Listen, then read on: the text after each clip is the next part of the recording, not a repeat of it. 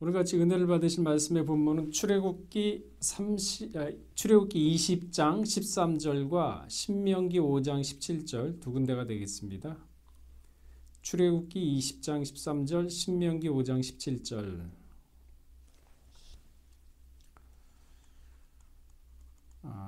제가 받들어 봉독하도록 하겠습니다. 출애굽기 20장 13절 말씀, 살인하지 말지니라. 신명기 5장 17절도요. 살인하지 말지니라. 이는 하나님의 말씀이니라. 오늘 제목은요. 제6계명 살인하지 말지니라. 제6계명 살인하지 말지니라 라는 제목으로요. 이 시간에 잠깐 말씀을 상고하도록 하겠습니다. 창세기 6장 11절에 보게 되면은 때에 온 땅이 하나님 앞에 패개하여 강포가 땅에 충만한지라 이렇게 기록을 하고 있습니다. 그러니까 노아 시대 때 심판의 원인은 하나님 앞에 패개했기 때문에 심판의 원인 중에 하나가 패개라고 우리에게 지금 얘기를 하고 있는 것이죠.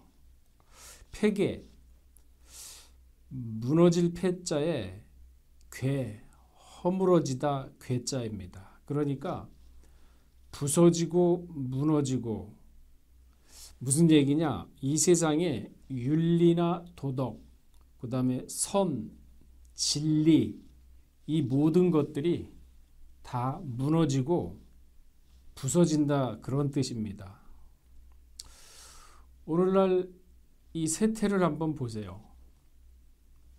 윤리나 도덕, 부패, 거짓, 위선, 양심, 모든 것이 무너지는 세상을 우리는 바라보고 있습니다.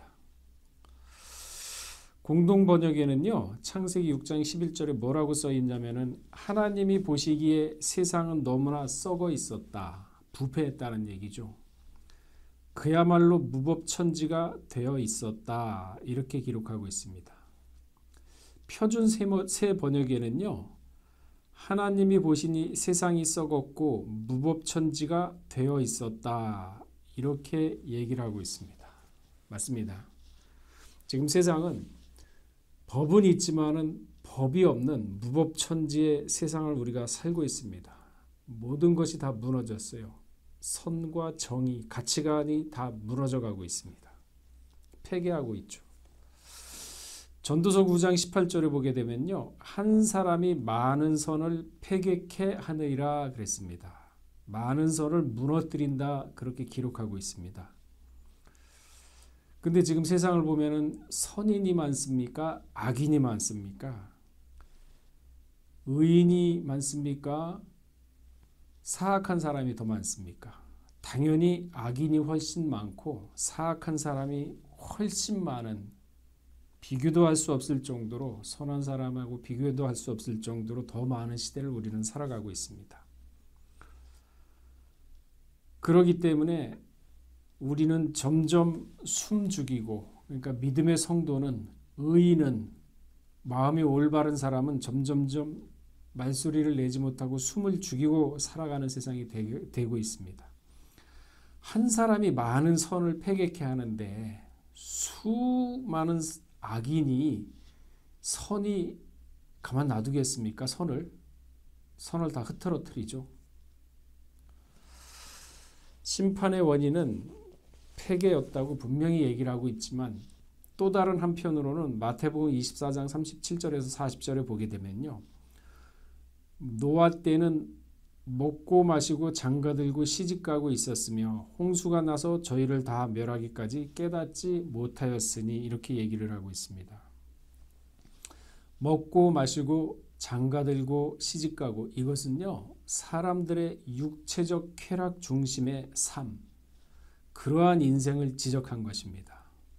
정말로 시집 장가가고 그러지 말라는 것이 아니라 음행에 취해가지고 정신 못 차리는 것을 지적하는 거죠. 디모데전서 1장 10절하고 같은 말이죠. 음행하는 자며 남색하는 자며 사람을 탈취하는 자며 거짓말하는 자며 거짓 맹세하는 자와 기타 바른 교훈을 거스리는 자를 위함이니. 히브리 13장 4절에 보면은 모든 사람은 혼인을 기이 여기고 침소를 더럽히지 않게 하라 그랬습니다. 계시록 18장 9절에도요. 그와 함께 음행하고 사치하던 땅의 왕들이 그 불붙은 연기를 보고 이렇게 기록을 하고 있습니다. 이 세상에 쾌락과 음란을 갖다가 지적을 하는 거죠. 누가복음 12장 20절에 보게 되면요. 내가 내 영혼에게 이르되 영혼아 여러 해 쓸 물건을 많이 쌓아두었으며 평안히 쉬고 먹고 마시고 즐거워하자 하리라 하되 하나님은 이르시되 어리석은 자여 오늘 밤에 내 영혼을 도로 찾으리니 그러면 내 예비한 것이 네 것이 되겠느냐 하였느니 물줄에 취해가지고 선을 보지 못합니다. 하나님은 선이라 그랬거든요. 그러면서 우리 보고 이 세상에 살아가면서 선으로 악을 이기라. 하나님은 선이라 그랬는데 무엇인가요? 하나님을 사랑하면 계명을 지키라 그랬는데 계명을 지키는 걸로 봐서 하나님을 사랑하는지 안 하는지 알 수가 있다 그랬거든요. 그게 척도입니다. 하나님을 사랑하는 척도. 그런데 이 세상 사람들은 쾌락에 물질에 인생의 척도를 두고 살아가죠. 하나님의 계명을 지키지 않습니다. 오늘 그 6번째 계명이 살인하지 말지니라 그랬거든요. 왜 살인이 많이 발생을 하느냐? 지금은요. 사람의 생명 가치에 대한 존엄성이요. 점점 폐괴해져 가고 있습니다. 무너져 가고 있습니다. 무너지고 있기 때문에 자살 그리고 살인 등이 이 세상에 가득한 것입니다. 사실 십계명은요. 대인계명, 대신계명으로 나눠져 있지만 그 중심 사상은 생명의 존엄성을 앞세우고 있습니다. 생명. 히브리어로 하이라고 하고 헬라어로는 비오스라고 합니다. 비오스. 이것은 생애, 삶, 그리고 우리가 살아가는 생활을 나타내죠. 또 다른 말로는 네페시라고 합니다. 히브리어로는 네페시라고 하고 헬라어로는 푸시케라고 부릅니다. 이것은요. 영혼, 마음, 목숨을 지칭하는 단어로 쓰이고 있습니다. 인간의 희노애락의 감정을 나타내는 것이 영혼입니다. 영혼이 있기 때문에 사람이 희노애락의 감정을 가질 수가 있고 마음 가운데 그런 감정이 유발이 되는 거죠. 이처럼 영혼 그리고 우리의 삶, 생활을 가리켜서 성경에서는 생명이다. 굉장히 포괄적인 의미를 가지고 있죠. 그래서 마태복음 16장 26절에 예수님은요. 사람이 만일 온 천하를 얻고도 제 목숨을 잃으면 무엇이 유익하리요? 사람이 무엇을 주고 제 목숨을 바꾸겠느냐 그랬습니다. 이 말씀은요. 예수님은 생명의 가치를 우주보다 더 높이 올려놓으셨습니다. 생명의 존엄성을 지적하는 말씀인 거죠. 살인하지 말라. 살인에는요. 계획적인 살인이 있습니다. 사람 머릿속으로 다 계획을 하고 하는 살인이 있죠. 출애굽기 21장 12절에 그 말씀이 있어. 그리고 또 부주의로 인한 살인이 있습니다. 과실치사라고 그러죠. 실수로 사람을 죽이는 것. 출애굽기 21장 13절에 있고 신명기 19장 5절에 있습니다. 그리고 자살도 살인죄에 해당이 됩니다. 생명의 존엄성을 우주보다 더 높이 올려놓았는데 이 세상에서는 생명의 존엄성을 과연 그렇게 생각을 하고 있을까요? 그렇지 않죠. 그러니까 쉽게 사람을 죽이고 쉽게 자살을 하는 것이 아니겠습니까? 그러나 살인도 허용하는 경우가 있습니다. 전쟁에서 어쩔 수 없이 적군을 죽일 수밖에 없는 정당방위는요. 어쩔 수 없이 정당방위, 전쟁에서 일어나는 살인은 허용합니다. 그리고 법적인 절차를 거쳐서 합법적으로 처형이 되는 경우는 살인죄에 해당되지 않는다고 얘기를 하고 있습니다. 살인하지 말라. 여러 가지 방법이 있습니다. 성경에서는요. 살인하지 말라 했는데 살인의 방법에 대해서 얘기하는 것 중에 하나가 손으로 사람을 죽이는 경우, 이건 당연히 살인이죠. 다윗의 군대 장관 요압은요, 사울의 군장 아브넬을 압살론의 군장 아마사를 또한 죽일 때 손으로 죽였습니다. 손에 든 무기로 죽였다고 사무엘하 18장 14절에는 얘기를 하고 있죠. 손으로 사람을 죽이는 거. 남을 미워하는 것도 살인죄입니다. 형제를 미워하는 마음, 형제를 미워하는 마음. 우리 성도는 다 형제죠. 예수 그리스도 안에서 피를 나눈 형제입니다. 또한 살기를 품은 자체로도 살인죄를 범한 것이라고 요한 1서 3장 15절에는 분명히 얘기를 하고 있죠. 살기, 쟤는 내가 가만 안 두겠어. 죽이고 싶어. 이런 마음 먹었다 그러면 그 자체가 살인죄라는 것입니다. 혀로 또한 사람을 죽이는 경우도 있죠. 예수님 당시에 거짓 증거를 함으로 예수님을 죽였죠. 마태복음 26장 59절에서 62절에 그 말씀이 있습니다. 마가복음 14장 55절에서 60절에도 있죠. 요한복음 18장 29절에서 30절에도 그 말씀이 있습니다. 또한 붓으로 글로 써도 사람을 죽이죠. 다윗이 요압에게 편지를 써서 우리아를 죽였죠. 사무엘하 11장 14절에서 17절에 그 말씀이 있습니다.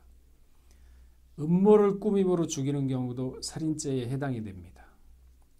사울은 다윗을 블레셋 사람의 손에 죽게 하려 했습니다. 사무엘상 18장 17절에 그 말씀이 있죠. 그리고 남을 죽이는데 또 동조함으로 인해서 역시 살인죄를 범하는 경우도 있습니다. 사도행전 7장 54절에서 60절에 그 말씀이 있죠.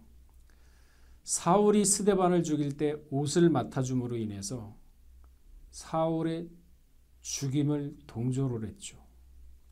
권세로 죽이는 경우도 있습니다. 마태복음 27장 17절에서 18절. 빌라도가 권세 있는 자리에 있을 때 예수님이 죄 없음을 분명히 알았거든요. 그의 아내도 저 사람은 의인이다. 절대 손을 대지 말라고 내가 밤새 꿈에 몹시 시달렸다. 이렇게까지 얘기를 했는데 그럼에도 불구하고 사형 판결을 내렸습니다. 또한 누가복음 10장 30절과 로마서 1장 31절에는 무정함으로 죽이는 것도 살인죄입니다. 무정함, 정이 없는 거죠. 사람이 차가운 거 다 살인죄라고 로마서 1장 31절에는 분명히 얘기하고 있습니다. 로마서 1장 31절에 우매한 자요, 배약하는 자요, 무정한 자요, 무자비한 자라 그랬습니다. 강도를 만나서 죽게 된 사람을 네이 사람은 모른 채 지나갔습니다. 그러나 사마리아인은 너무 안타까워가지고 그 사람을 근처 여관에 데려가서 치료를 해줬습니다. 무정할 수 없기 때문에 생명을 존중하기 때문에 사마리아인은 이렇게 행동을 한 겁니다. 그러나 레위 사람 제사장은 오히려 모른 채 하고 지나갔습니다. 태아를 낙태시키는 것도 명백한 살인죄라고 분명히 얘기하고 있습니다. 출애굽기 21장 22절에서 25절 그 말씀이 있죠. 요즘 그런 거 참 많습니다.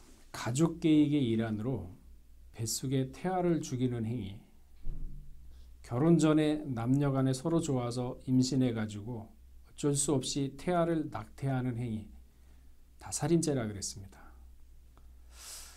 요즘 젊은이들은 다 그렇게 합니다. 세상은 바뀌었습니다.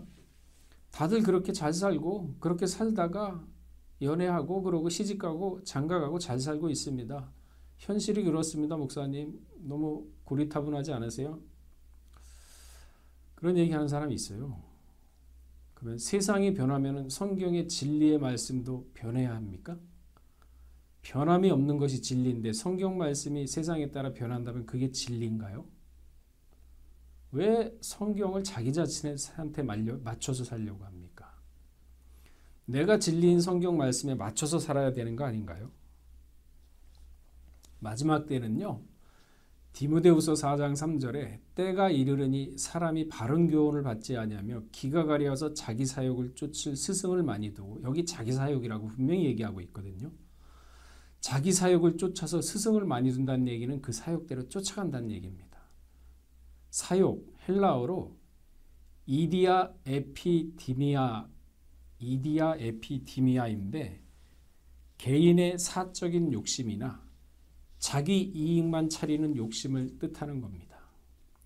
로마서 6장 12절에 그 말씀이 있고요. 디모데후서 4장 3절에 그 말씀이 있고 베드로전서 1장 14절에 그 말씀이 있습니다.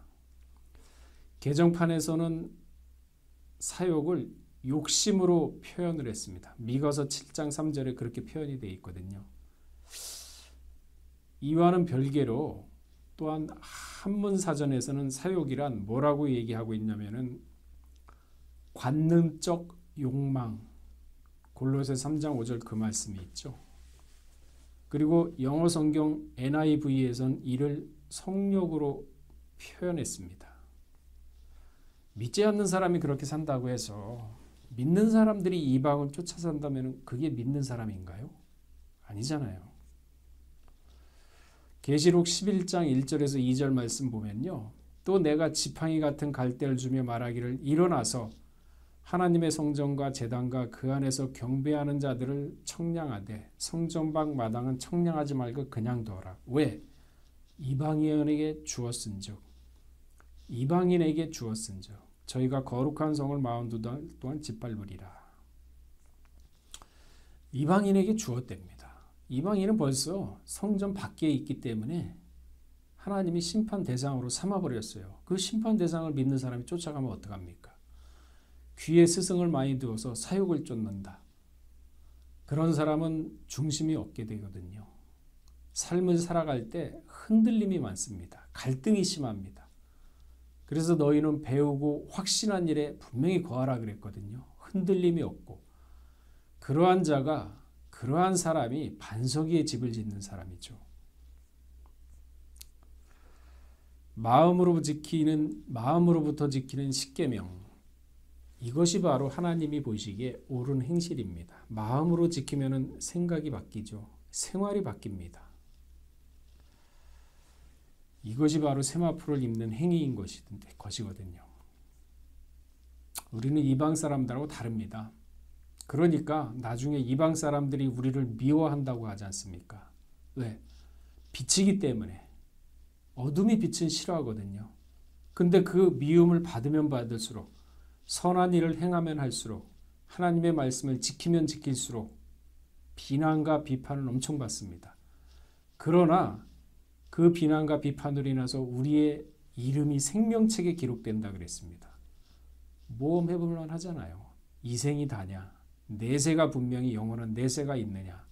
내세가 믿는 사람은 마음이 확고합니다. 확신이 있습니다. 또한 자살만 하는 사람 많죠. 사울왕이 자살을 했습니다. 사무엘상 31장 1절에서 4절. 다윗의 모사 아히도벨도 배반을 하고 나서 압살롬에게 자신의 모력을 얘기했다가 배척을 당하자 집에 내려가서 목을 메었다고 사무엘하 15장 12절에는 얘기를 하고 있습니다. 시므리 왕은 왕궁에 불을 지르고 자살을 했습니다. 왕상 16장 18절에 그 말씀이 있죠. 가룟 유다 사도행전 1장 18절, 마태복음 26장 15절에서 16절. 요즘 세상 한번 가만히 보세요. 헬조선, 태어나지 말았어야 할 대한민국 하면서 젊은 사람들에게 비관주의, 염세주의를 심어주어서 자살을 하게 만드는 세상이 되어버렸습니다. 우리 대한민국은요, 6.25 전쟁의 폐허 속에서 현재 경제대국 10위를 이룬 전 세계적으로 전무후무한 나라입니다. 이런 나라 없습니다. 영국은 500년 이상이 걸려서 민주주의를 했지만 우리는 어쨌든 간에 50년 만에 민주주의를 이룬 나라입니다. 한류 문화를 따른 나라가 전 세계적으로 대부분입니다. 많은 사람이 한류를 따릅니다. 희망과 미래가 있는 나라가 대한민국입니다. 그리고 전 세계적으로 건국 사상에 홍익사상, 홍익사상은 아시죠? 널리 남을 이롭게 하는 이타주의죠. 베타가 아니라 이타주의 사상을 갖고 있는 나라가 우리나라입니다. 이러한 자랑스럽고 뿌듯하고 어디 내다도 손색이 없을 정도로 위대한 나라가 대한민국이고 자랑스러운 나라임인데도 불구하고 이러한 젊은이들에게 희망을 심어주기보다는 절망과 비관, 태어나지 못할 나라, 태어나선 안 될 나라, 헬조선, 이런 잘못된 가치관과 염세주의를 심어주는 나라가 세상에 어디 있어요? 그러니까 애들이 자살을 하거든요. 그렇다면 우리 믿는 사람들이 과연 이 세상에 대해서 방부제 역할을 하고 있습니까? 세상을 살아가면서 썩어져가고 부패하고 무너져가는 세상에 대해서 소금 역할을 우리가 제대로 하고 있습니까? 우리가 삶 자체가 믿지 않는 사람들, 이방인들한테 모범이 안 된다 그러면은 우리가 욕을 얻어먹는 게 아니라 첫째로 눈에 보이는 교회, 둘째로 하나님, 내 이름을 망령되이 일컬지 말라 그랬고 내 앞에 우상을 두지 말라 그랬는데 우리 스스로가 우리 삶 가운데 그러한 언행일치가 안 되고 모범이 안 된다 그러면은 교회와 하나님을 욕 얻어먹는 거 아닙니까? 그 어떻게 나중에 국문받으면 어떻게 하시려고 그래요? 삶 자체가 우리는 정직과 성실 그리고 충성된 무슨 일을 하더라도 충성된 삶을 살아야 됩니다.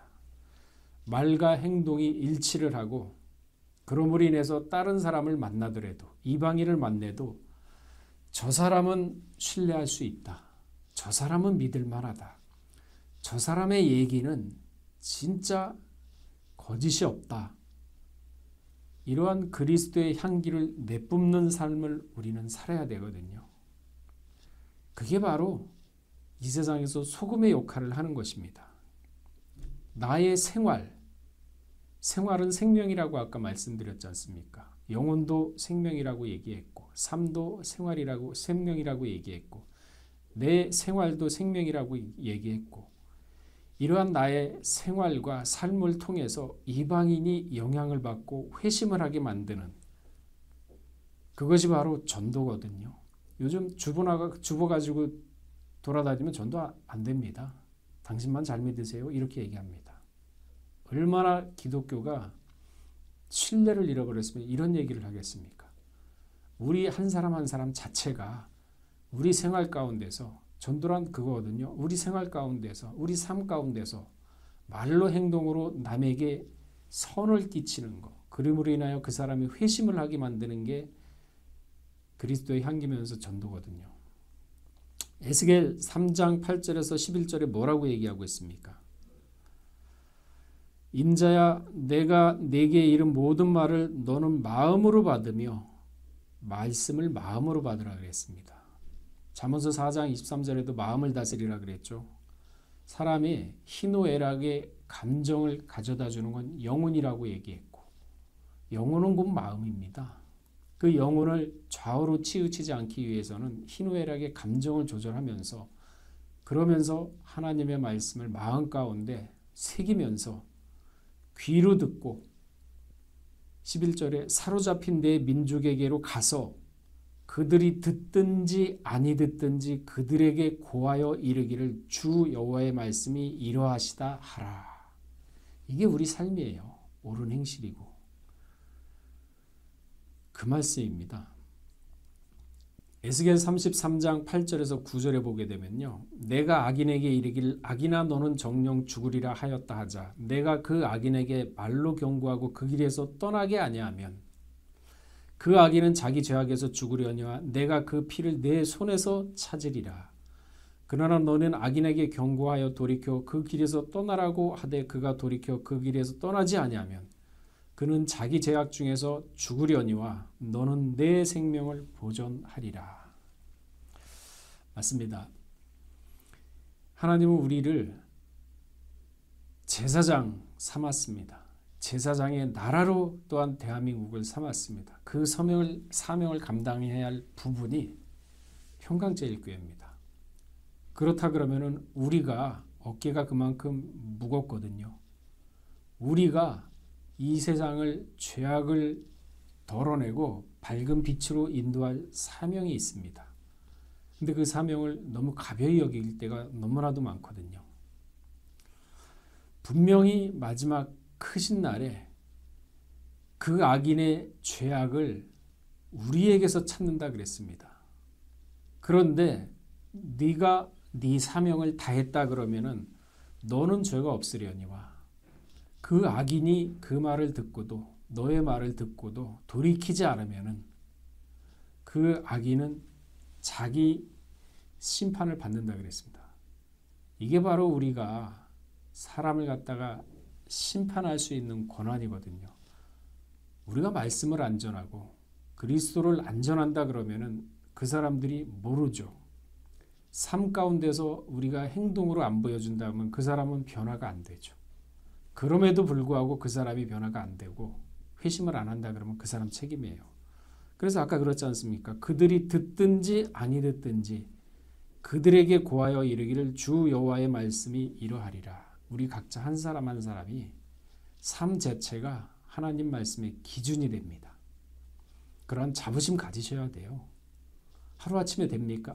내 말 한마디가 기준이 되고 말 한마디가 사람의 죄를 정죄하고 말 한마디가 그 사람을 죄에서 끌어낼 수 있구나. 이러한 책임감, 자부심 이러한 것이 없으면은 남들과 똑같을 수밖에 없거든요. 뭔가 우리는 다른 게 있어야 됩니다. 그게 바로 뭡니까? 옳은 행실입니다.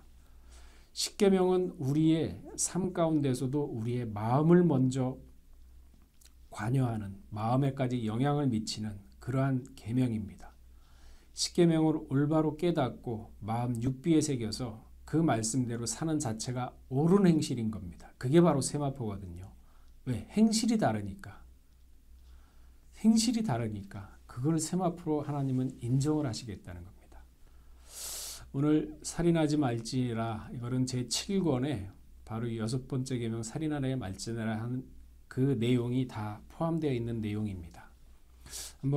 다시 한번 오늘 성경 공부 끝나면은 구속사를 다시 한번 살펴보시면서 마음에 정돈을 하시고 그래 이러한 삶을 내가 못 살았구나.